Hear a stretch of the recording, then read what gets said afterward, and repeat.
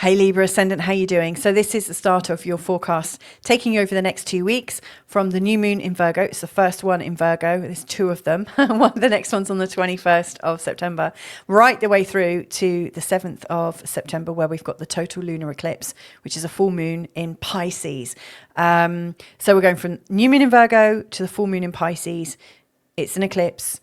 We are coming into this eclipse season, and given that the following eclipse is the second new moon in Virgo, I just think this new moon in Virgo is part and parcel of it. It feels like we're opening it up in Virgo, eclipsing in Pisces, and then back to Virgo. It's a really important time. And if you have been to this channel before, you might have already seen my new moon in Virgo specific forecast for all signs, which is talking about the opening of it and the closing of it. But this one is going to go deeper, breaking it down to the first 2 weeks. As I always do, every 2 weeks, I do, from the new moon to the full moon, and then from the full moon to the new moon. And so this part of this opening eclipse season I see as being the sacred vision. The sign of Virgo is absolutely about cleansing, cleaning, purging, getting the health right. There's definitely a sort of body feel with Virgo, and there's a sort of practicality. There's this need for perfection, and all that entails. So it's very sacred. And then we've got the Pisces energy, which is unboundaried emotion. It's the psyche. And, lots of people feel very overwhelmed around the time of the full moon, let alone a full moon in Pisces, let alone a full moon in Pisces that's actually a total lunar eclipse. So this is a big time. This is a sacred visioning time. We are being sacred and then using the emotions, the sort of psychic energy around the time of the eclipse to make great changes in our life.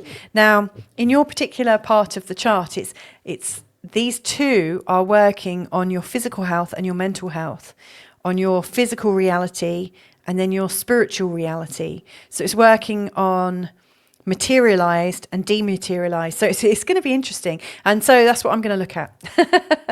Now, there's loads going on. 3 planets changing signs. Your ruling planet Venus is changing signs. So let's dig into this, shall we?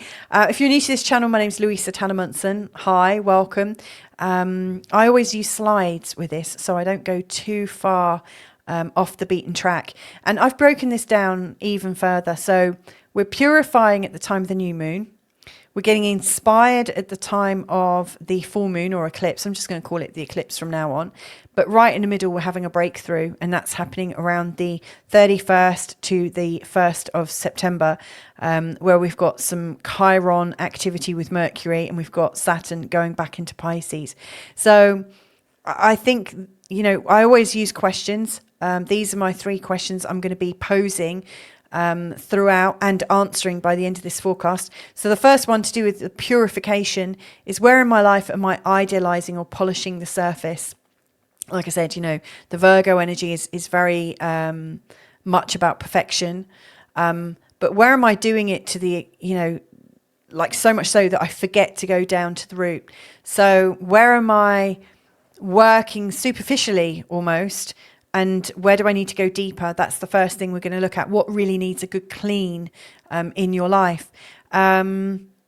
Then midway through, around like the 31st to the 1st, what old wounds may flare, and how can I respond with compassion rather than compulsion? Compassion is really leading us towards the Pisces energy, so that you're already starting to work with those energies coming in. And then the inspiration, how can I turn this flood of emotions? It's like an ocean of emotions. In fact, the Pisces unboundaried energy is just vast. So how can I use the vastness of this cosmic energy and sort of push it, direct it into my inspirations, into my creations, rather than getting overwhelmed? I think when we don't have goals around the time of a full moon, or just a feeling of a simplicity, like a simplistic direction you're going in, I think the energies can just be kind of smacking us from all directions. So this is about getting into an alignment and a flow, I guess. I'm going like this, like I don't know, like either like a hula hula girl, or I'm trying to like bring a plane into land or something. But yeah, this is about, God, I have no idea how crazy my arms are, but this is about us not being overwhelmed around the time of the full moon, the eclipse. And here's my big statement for this 2 weeks. We're going to clear the vessel, and that could be your mind, your heart, your body, your mind-body system, your house, your car. We're going to clear, your vehicle in life. When we clear it, we're going to see what cracks, like let the cracks appear. We're going to see what's going on under the surface in the root. And then we're going to be filling it up with divine waters. We might need to fill the gaps up first, but then the divine waters are coming in to really sort of cleanse it fully. So I'm going to bring the 2 charts up. But before I do that, I just want to say a big thank you to everybody that supports this channel in all your various ways, historically and right now. I really appreciate you. Thank you so much, including all the people who are my members in my community as well. I love that.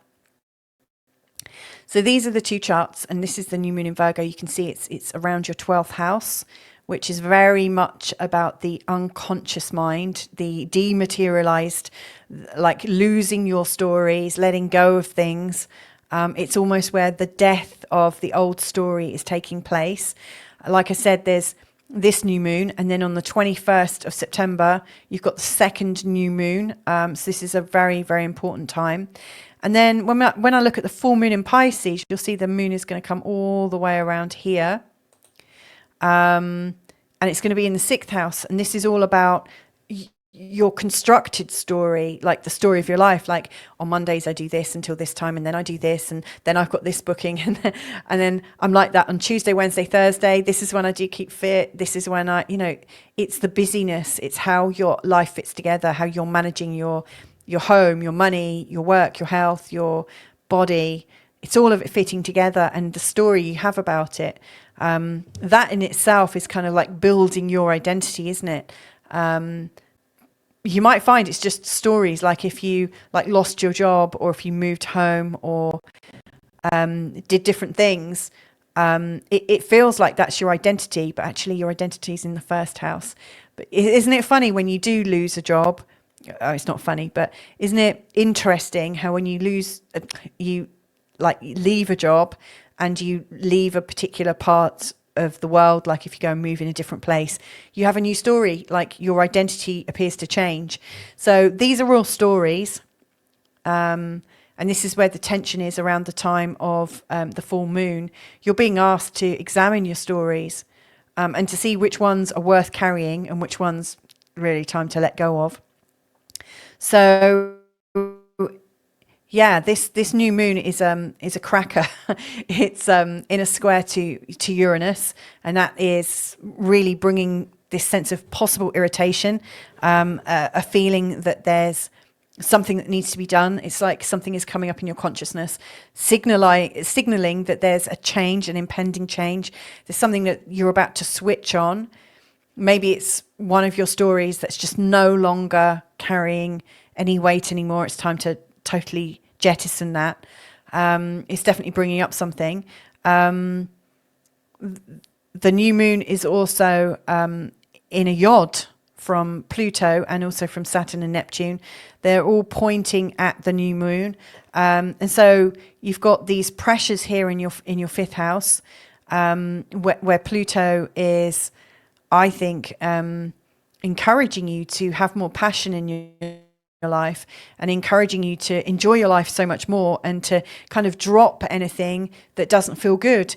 And of course, wherever Pluto goes, he's showing us where we're too fixed on having, our way. He's always showing us where we're too fixed and trying to control things. And anywhere where we're too fixed and trying to control things, it tends to go wrong. So if he's going over your sun or your north node or any other part of your chart, boy, oh boy, is he going to encourage you to let go and release it somewhat.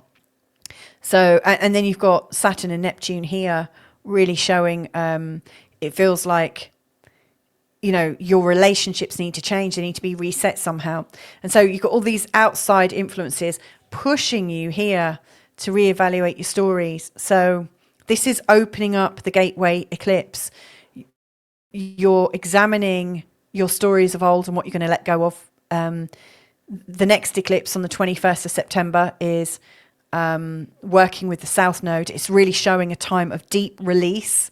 You might ask yourself what was going on 18, 19 years ago, because this is the last time that the North Node and South Node were in these signs, encouraging you to shift on something in a personal way where your stories were shifting.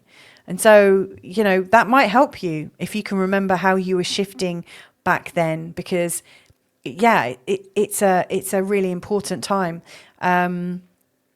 I've just remembered what I was doing. I was ending a long-term relationship all that time ago. But yeah, that's going through my fourth house. That makes sense. So these are here to move you. And so to me, on this new moon in Virgo, there's this real this real like feeling like a nervousness. Something's going to change. I can't quite put my finger on it because the 12th house is very unconscious. It's very much in a dematerialized sort of energy. It's not concrete like the 6th house is. It's very sort of in the imagination. It's in a field of its own. It could be hidden in your unconscious mind. You know, there might be these moments where you feel triggered by something, or you get an insecurity, you're not quite sure where it comes from. But this new moon is going to be encouraging you to notice when you feel out of your body, when you feel deeply intuitive all of a sudden, or you get this sudden instinct. This new moon is going to get you to recode the silent language that goes on between your body and your conscious mind. Well, your body and your unconscious mind. And the big question is, can you make it conscious? Can you start to understand what's been going on for you, where your body has known the truth for you for so long, and yet you've managed to ignore it because you've been too busy creating stories about what you have to do in life and how you need to do it and how hard you need to work and how you're never going to get any rest and how it's not going to work, blah, blah, blah, blah, blah. This is really an emotional reset. This is asking you to change all the mental constructs that you've got in your mind, because they're no longer serving you. This is a time to really let that go finally, once and for all. And you know, you've got these two lovely new moons, this one on the 23rd of August and this one, like one here, on the 21st of September, really urging you to make that final cut. So I wonder how you can make your project about yourself, make your project about feeling much more comfortable in your body, so that when your body's saying something, or you all of a sudden see a symbol or a sign, or you get this like moment, and it's almost like an aha moment, and it's almost like you can hear chimes in the background, you know, like almost like not a ringtone, but like something almost like a harp, like a musical harp that's like, like, oh, I don't know if you heard that. That was so weird. Something just beeped on or gave me one of those sounds on my computer. I wonder if you heard that. That'd be so fantastic if you did, because that is just absolutely amazing timing if that did happen. But I heard one of those little moments that says, it's done, like one of those signs. You know, how can you tune back into your body, I guess, is what's going on. And I think once you've tuned back into your body and tuned back into your unconscious mind and are more in the awareness of what's going on, when you restart, like the next new moon, which will be around, I guess, the 19th of October, around that, you know, that's not set in stone, it'll be around that time, you know, that new moon is going to be in your first house, really showing that you're building a new identity for yourself, that you have stepped out of this old mind programming and you are setting sail in a new direction. So to me, this is a huge step forwards that you're making. It's not to be taken lightly. This is massive. And then as you're coming up to here, you're going to get a distraction around the time of the full moon in Pisces. So how can you not be too distracted by it? And how can you look at it and think, okay, what do I need to take from this without getting too into my story and too into the whys and wherefores of why you can't change, won't change, it'll never happen. How can you resist the energy of going back into your patterns and stopping this beautiful change that is occurring for you? Couple of really big times during this 2-week period that I think would be useful to know about, and that is when your ruling planet Venus goes into the sign of Leo. So currently at the start she's in the 10th house still, and I think this has been quite helpful actually, having Jupiter and Venus in your 10th house, because it's been giving you some ideas about how you can go up in the world, how you can feel that you've got more status, how you can feel a little bit more like you have more choices, I guess. You know, the 10th house is a place where you feel stronger. I don't know if you've seen, I did a video recently about the Venus and Jupiter conjunction. You know, a lot of people see a conjunction as just being a one-day only event, but I see it as the start of the next cycle between Venus and Jupiter, you know, and the next time they come together will be also in Cancer, on the 9th of June 2026. And so anything that you're setting in motion around, you know, in the last couple of weeks, you know, your desires to get higher up or to feel more assured, that's already on its journey. You know, as Venus is moving forwards, she's taking that wish, that energy with her. And you know, it's like, if you're interested in finding out about that, check out my video, because you know, it plots it out, all the different parts on the hero's journey of you raising your game. But of course, as you've raised your game, that is going to make you want to shift. And of course, this is encouraging you to shift your mind first, and then your reality shifts after. So Venus coming into Leo is going to be bringing helpful components into your life, maybe helpful people, helpful affirmations, mantras. Maybe you feel like you're doing this with the grace of God or the universe. Maybe you just feel like you're connected to all that is, and that's helpful, you know, in part of the vision that's arising for you.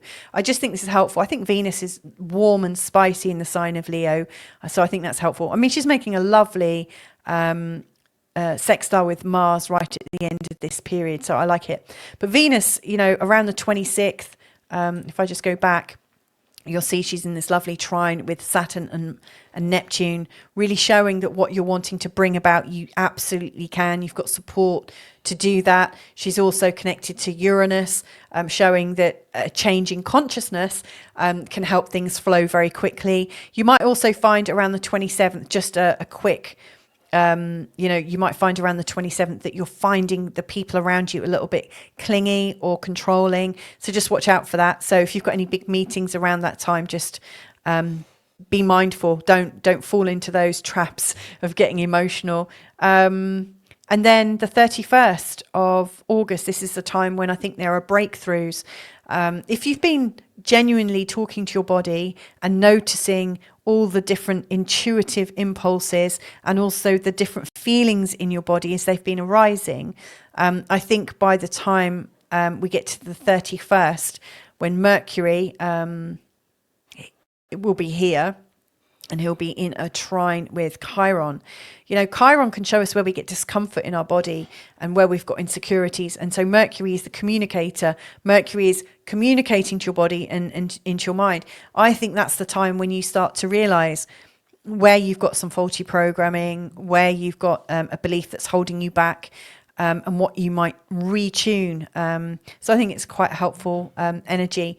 Then you've got Saturn going into Pisces. Now, I'm not going to talk about that too much, purely because I've recorded Saturn into Pisces videos for every single sign of the zodiac.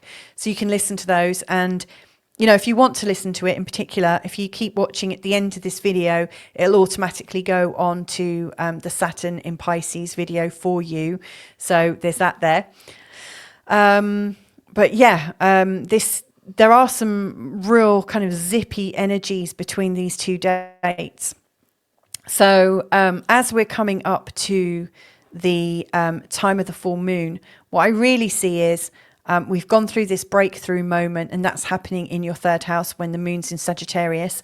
And to me, this is a time when you might realize that some of some of where you're feeling exposed, some of the issues about what's going on right now is to do with how your community see you, how you function within your community, and how your role within the community has got kind of solidified a little bit. So that's another area that you might notice in this breakthrough. But coming up to the full moon, you might feel rushed to make a decision, because the sixth house is a place where we are trying to increase our focus and make manifest and final decisions and get signatures and this, that and the other. But it's not necessarily a day when you want to do that. You might find the people that you're interacting with are full moony, i.e. they're a bit emotional, that you're feeling a bit irritated. You might want to make your move a little bit before the full moon or a little bit after the full moon, according to what it is you're trying to bring about. But around the full moon, you might find that people are trying to draw you back into your story, your core story, your core role, the role that you've been playing, and drawing you back to responsibilities that they're claiming that you have, that you may no longer feel really responsible for. So that's something to watch out for. What you might find very helpful is, leading up to the full moon, is to create new responsibilities for yourself. Start creating the story you want to live, so that as people are trying to whirlpool you into their emotional kind of drag, into their emotional cage, that you say, do you know what? The funny thing is, I've pivoted and this is actually where I'm focusing on now. So yeah. Whatever, phrase it in those kinds of ways. So if I go to the questions that I started with, where in my life am I idealizing or polishing instead of healing the root? I really think, having read this now, I think you've been polishing your overall life for a long time, and not realizing how it doesn't feel like your life anymore, how it just feels like it's a role, like it's a mechanic, like this is what I do, this is my function, but it's not really hitting you at a spiritual level. It's not really hitting you at a deep emotional level that's going to create change. And so it may feel almost a bit clunky, like it's heavy. It's it's keeping your body all kind of like stiff, and that's not for you. What old wounds may flare, and how can I respond with compassion? I think alongside the idea that you're changing your roles, I think at the time of the actual eclipse, you're really wanting to move forwards quite strongly. There's this feeling of directness, epitomized by Mars here, and it just feels like there are hurt voices from the past that are kind of almost whiny, and then you've got Jupiter at the top. So to me, it feels like moving forwards. Your dream is to move forwards freely without feeling that you are accountable to bosses, to stakeholders, to clients, and to partners and family. It's almost like you need, or you're dreaming of having this, like cutting everyone off, so that you don't feel like the weight of, or like the burden of their expectations on your shoulders, and that there's this real like desire to feel free. What I would suggest with that, the compassionate way, because what old wounds may flare, you might find that you're remembering all the times when you've carried the burden for the team, carried the burden for the family, carried the burden for your boss, the stakeholders, whatever, and yet it's hurting you and it's pulling you down. So the first thing to do is just to recognize that you're no longer going to take something for the team.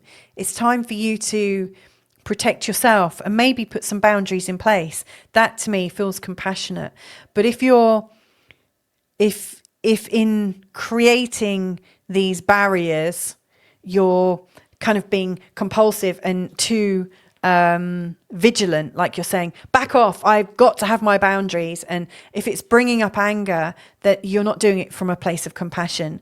And I don't know how you necessarily recognize which is which, but what I would say is when you're saying, that's not going to work for me right now, what will work for me is this. If you're saying it and you feel calm and you hear your voice, your heart might be going a little bit, but if your body is feeling calm and your voice is normal, you know it's coming from a real place of authenticity, and that is the deepest compassion for yourself. That means you're in your own alignment. But if when you're stating what you need, you're kind of pushing other people away, like you have to push each other away, like it's a life or death situation, you're not in your alignment. It feels like you're in a drama. And so I think that's what might flare up. Maybe you've been caught in a drama before where you've had to give a big push away and you feel that that's the way of doing it now, but it's not. You'll know how to hold your space just with, your hand and your breath. You'll know it. And then how can I turn the flood of emotions into inspiration? Well, I really think if you, in creating this space for yourself with the new moon in Virgo, the two new moons in Virgo. Oh, I've just been brought some dinner. That's nice. The two new moons in Virgo. If you know the kind of life that you're creating for yourself and definitely what's changing in your consciousness, I think it would be really helpful if you have some outside visions for yourself of what it might look like, what it might feel like. And so I don't think you have to do anything necessarily, because 12th house new moons are meant to be felt with the imagination and in the quietness and in the stillness of you. It's not meant to be a big brassy thing.